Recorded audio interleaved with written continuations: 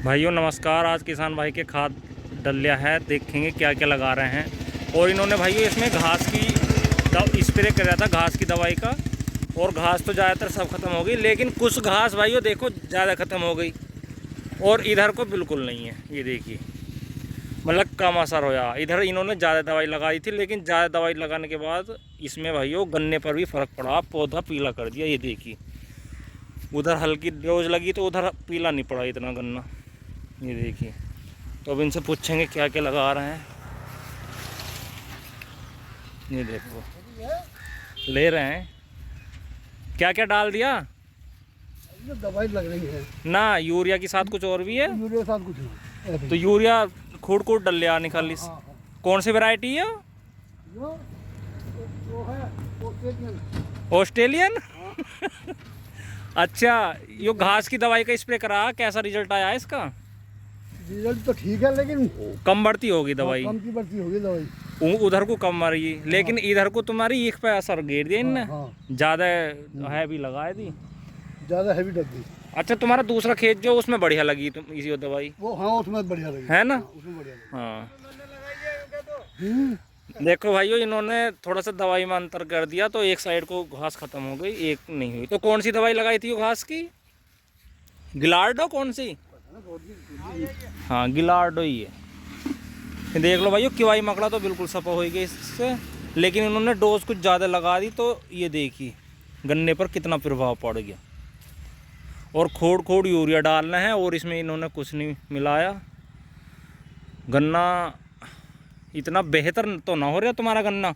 नीचे क्या लगाया था इसमें? जमाव ज़्यादा बढ़िया नहीं हुआ जितना होना चाहिए था। जमाव ऐसा हो गया जो हाँ, बीज गलत रह गया हुआ। बीज में क्या हो गया? बीज खुशक रह गया।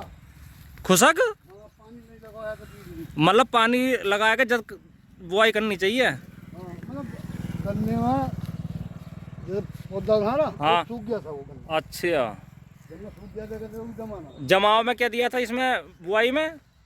बुआई में दी थी पोटास। पोटास और दवाई दी थी कोई सी और? और कोई दवाई नहीं दी, ना डीएपी दिया था, कुछ नहीं दिया था। बस पोटास। पोटास पोटास कहाँ से लाए थे? मील वाली या मील वाली? घर की, मतलब जो दुकान से। लाल वाली पोटास थी, लाल अच्छा, लाल वाली आईपीएल की।